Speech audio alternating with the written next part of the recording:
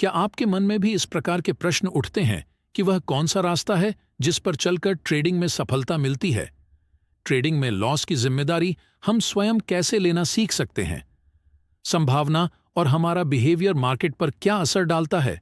तो यह book summary इन सभी प्रश्नों के जवाब दे सकते हैं। लेखक मार्क डगलस द्वारा लिखित trading in the John book traders को भावनात्मक पहलुओं पर मास्टर बनने की ओर आकर्षित करती है।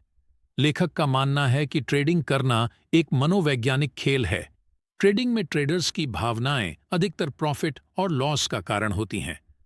लेखक हमें बताना चाहते हैं कि हम किस प्रकार एक सफल ट्रेडर की मानसिकता विकसित कर सकते हैं और वे कौन से कारण हैं जो हमें सफलता की ओर जाने से रोकते हैं। ये याद रखिए, मानसिकता एक दो दिन में नहीं बनाई जाती, इसे बनाने के लिए कई महीने और साल लग जाते हैं। यह अभ्यास और बार बार दोहराव के द्वारा विकसित की जा सकती है। एक नंबर पर लेखक बोलते हैं ट्रेडिंग सफलता का रास्ता। लेखक के अनुसार हम मार्केट में 3 प्रकार के एनालिसिस से पैसा बना सकते हैं, जिसमें पहला फंडामेंटल, दूसरा टेक्निकल और तीसरा मेंटल एनालिसिस। ट्रेडिंग समय के अनुसार हम इन तीनों का उपयोग करते हैं।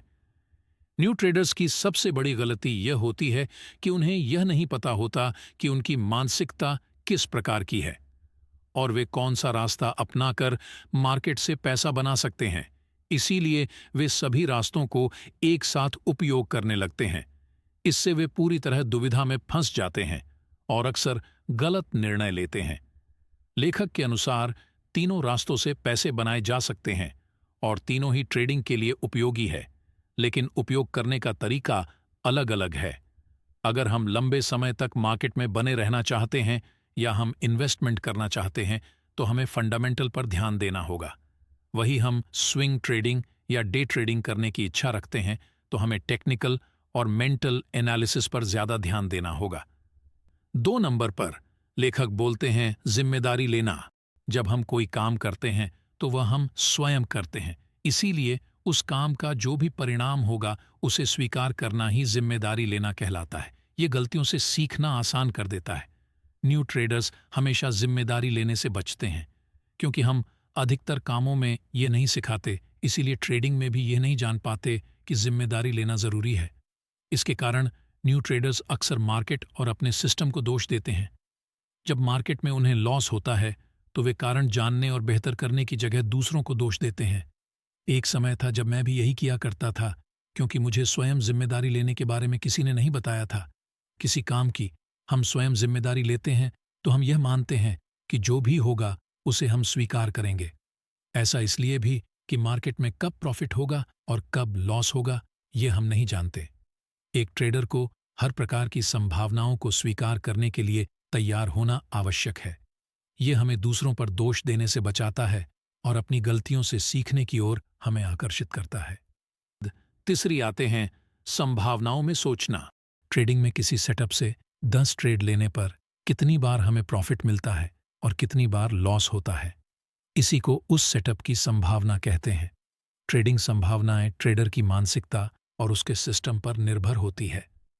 एक न्यू ट्रेडर यह नहीं सोचता है कि वह जिस सेटअप को ट्रेड कर रहा है उसके बनने और काम करने की संभावना कितनी है और वह कितनी बार प्रॉफिट बनाएगा और कितनी बार लॉस करेगा। लेखक बताते हैं कि न्यू ट्रेडर्स संभावनाओं में न सोचने के कारण अपने अच्छे सिस्टम को भी छोड़ देते हैं, क्योंकि उन्हें लगता है कि ट्रेडिंग में सफलता के लिए 100% सही सेटअप होना आवश्यक है। ट्रेडिंग संभावनाओं को बढ़ाने के लिए 2 चीज़ आवश्यक है। पहली हमारी मानसिकता और दूसरी हमारा सिस्टम। एक ट्रेडर की मानसिकता सिस्टम के अनुसार होनी चाहिए। अगर सिस्टम में कहीं पर एंट्री और कहीं पर एग्जिट है तो उसे पूर्ण रूप से फॉलो करना होता है। दूसरी ओर हमारा सिस्टम का रिस्क तो रिवॉर्ड रेशो कितना है और कितनी उसके चलने की संभावना है, यह पता होना आवश्यक है। 4 नंबर पर लेखक बोलते हैं बिहेवियर का प्रभाव। किसी काम या बात को लेकर हमारा सोचने का तरीका और कोई घटना होने पर उस पर प्रतिक्रिया देने का तरीका व्यवहार कहलाता है। जब ट्रेडिंग और हमारा बिहेवियर एक हो जाते हैं तभी हम मार्केट से पैसा बना सकते हैं। एक न्यू ट्रेडर को यह जानना उसकी मानसिकता मार्केट में पूरी तरह असर डालती है, इसीलिए न्यू ट्रेडर्स अक्सर फेल हो जाते हैं और वे मार्केट को छोड़ देते हैं। जब न्यू ट्रेडर की मानसिकता से अलग, जब उसे मार्केट की मानसिकता स्वीकार करनी होती है या उसे अपनी मानसिकता मार्केट की मानसिकता के अनुसार ढालनी होती है, तो वह ये नहीं कर पाता है। यही उसकी असफलता का कारण बनता है। एक ट्रेडर बनने के लिए ट्रेडर की मानसिकता को अपनाना और उसे मार्केट में उपयोग करना दोनों आवश्यक है। ट्रेडिंग की मानसिकता काम करने और ट्रेडिंग में प्रतिदिन होने वाली प्रॉफिट और लॉस से बनती है।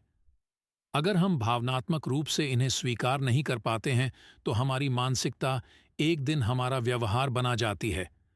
अच्छी बात यह है कि हम मार्केट के बिहेवियर को स्वीकार करना सीख सकते हैं। 5 नंबर पर लेखक बोलते हैं, ट्रेडर की तरह सोचना। कहते हैं, हम जैसा सोचते हैं और जैसा करते हैं, एक दिन वैसे बन जाते हैं।